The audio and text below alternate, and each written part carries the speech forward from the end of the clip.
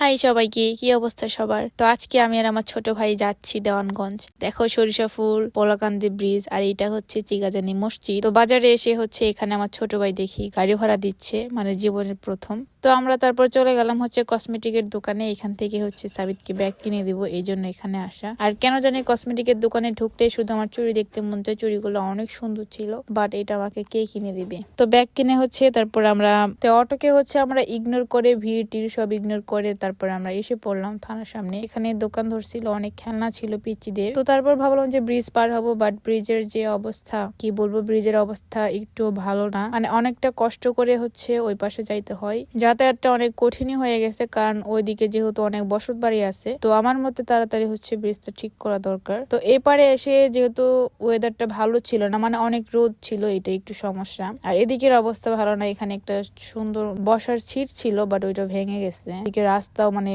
কেমন জানি ভাঙা শুরু করছে। দেখো আমার আর আমার ভাইয়ের শ্যাডো। আমার ভাই ব্যাগ কেনার পর হচ্ছে এটা হাতে করে ঝুলাই ঝুলাই নিয়ে যাচ্ছিল। পরে বললাম যে এটা ঘাড়ে নিয়ে ভালো লাগতেছে না। আর এদিকে একটা ছেলে এভাবে